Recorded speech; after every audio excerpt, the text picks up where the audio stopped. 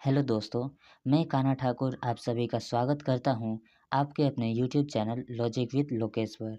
तो जैसा कि आप सभी जानते हैं दोस्तों, हम रेलवे एनटीपीसी एग्ज़ाम 2024 का most important GK GS question को अटेंड कर रहे हैं और आज हमारा इस सेशन में सेट नंबर 23 को अटेंड करना है।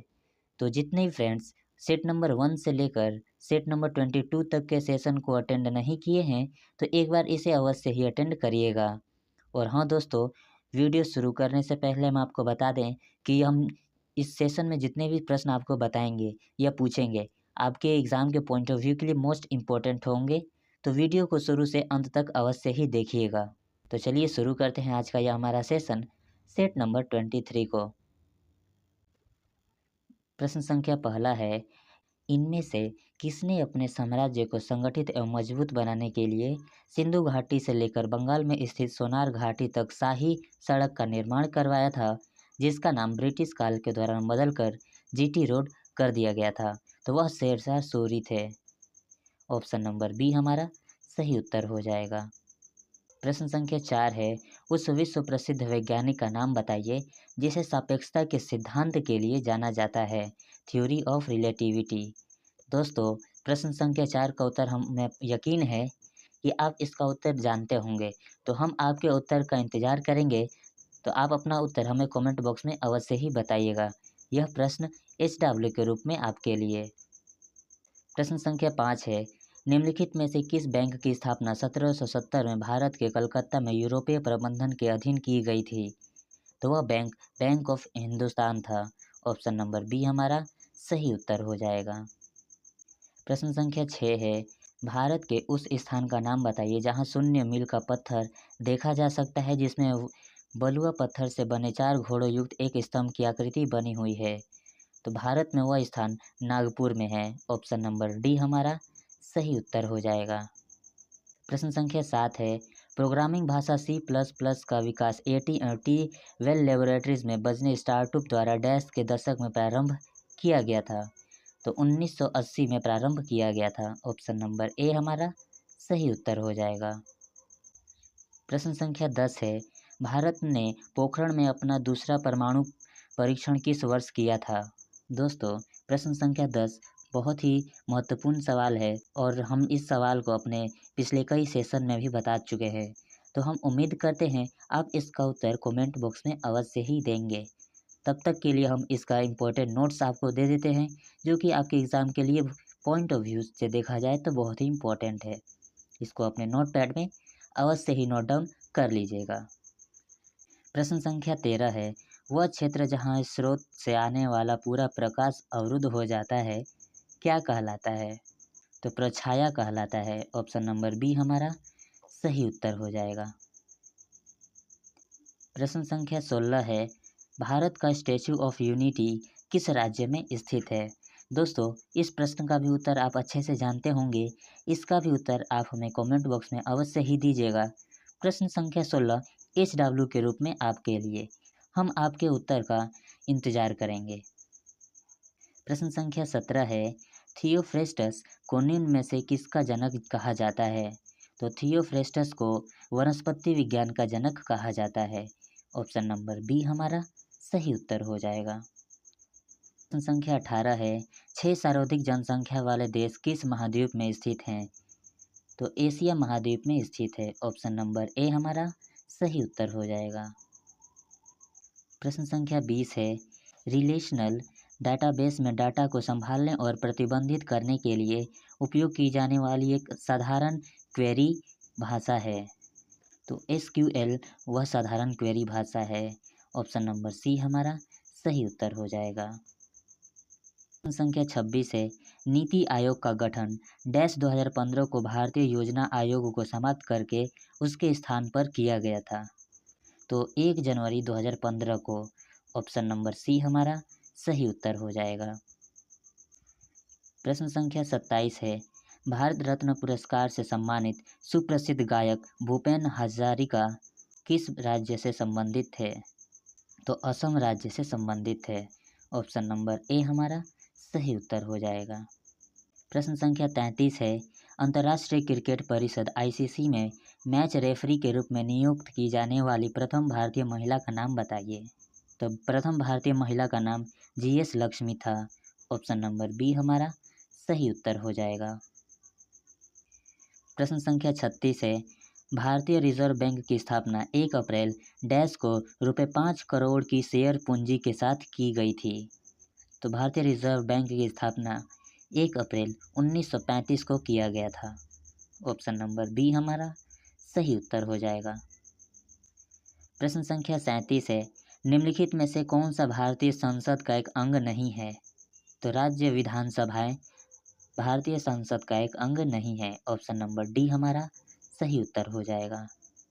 प्रश्न संख्या 40 है, 1788 में निम्न में से कौन गवर्नर जनरल बना और कलकत्ता में अपने लिए एक विशाल महल गवर्नमेंट हाउस का निर्माण करवाया। तो उस जनरल का नाम है लॉर्ड वेलेज़ली। ऑप्शन नंबर डी हमारा सही उत्तर हो जाएगा। और दोस्तों, प्रश्न संख्या 40 से रिलेटेड हम आपको कुछ नोट्स देना चाहेंगे जो कि आपके एग्ज़ाम के पॉइंट ऑफ व्यू के लिए मोस्ट इम्पोर्टेंट है। तो इसको अपने नोट पैड में अवश्य ही नोट डाउन कर लीजिएगा। प्रश्न संख्या 42 है, परस्पर संबंधित फाइलों का संग्रह और प्रोग्राम का एक सेट जो उपयोगकर्ताओं को फाइलों तक पहुंचाने और संशोधित करने के लिए अनुमति देता है के रूप में जाना जाता है। तो डेटाबेस मैनेजमेंट सिस्टम के रूप में जाना जाता है। ऑप्शन नंबर बी हमारा सही उत्तर हो जाएगा। प्रश्न संख्या 43 है, बायोगैस एक उत्कृष्ट ईंधन है क्योंकि इसमें 75% तक मीथेन मौजूद होता है। ऑप्शन नंबर ए हमारा सही उत्तर हो जाएगा। संख्या 44 है, फतेहपुर सीकरी स्थित बुलंद दरवाजा का निर्माण किसने करवाया था। तो अकबर ने करवाया था। ऑप्शन नंबर बी हमारा सही उत्तर हो जाएगा। और दोस्तों, प्रश्न संख्या 44 से रिलेटेड हम आपको कुछ नोट्स देना चाहेंगे जो कि आपके अपकमिंग एग्ज़ाम के लिए बहुत ही इम्पोर्टेंट है। तो इसको अपने नोट पैड में अवश्य ही नोट डाउन कर लीजिएगा। प्रश्न संख्या 46 है, निम्नलिखित में से किस शहर को भारत में महलों का शहर के रूप में जाना जाता है। तो कोलकाता को द सिटी ऑफ पैलेस कहा जाता है। ऑप्शन नंबर ए हमारा सही उत्तर हो जाएगा। प्रश्न संख्या 47 है, स्वतंत्र भारत के पहले गवर्नर जनरल कौन थे। लॉर्ड माउंटबेटन स्वतंत्र भारत के पहले गवर्नर जनरल थे। ऑप्शन नंबर बी हमारा सही उत्तर हो जाएगा। प्रश्न संख्या 51 है, पदार्थ की प्रकृति से संबंधित मूलभूत सिद्धांत किसने प्रतिपादित किया था।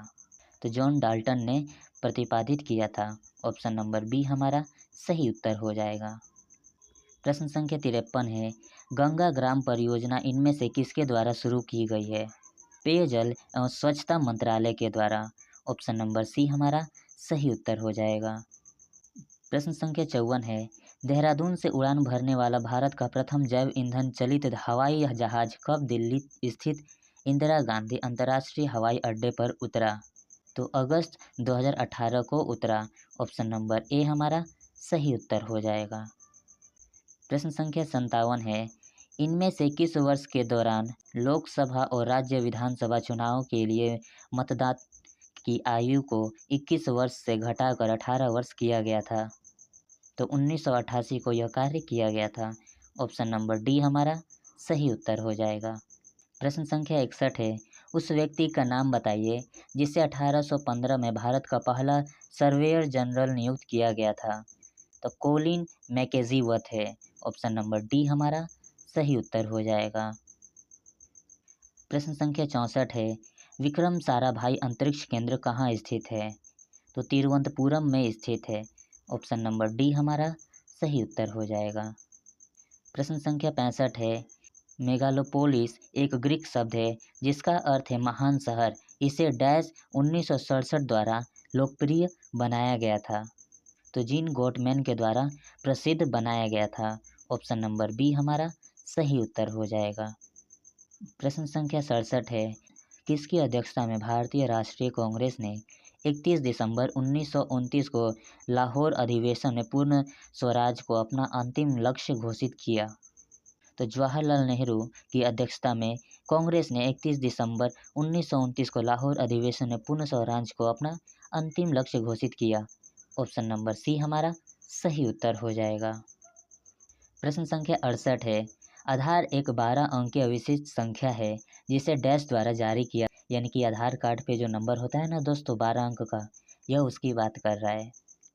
तो unique identification authority of India के द्वारा। ऑप्शन नंबर ए हमारा सही उत्तर हो जाएगा। प्रश्न संख्या 71 है, प्रथम पंचवर्षीय योजना 1951 से 1956 की योजना का तैयार करने में शामिल युवा अर्थशास्त्री कौन थे?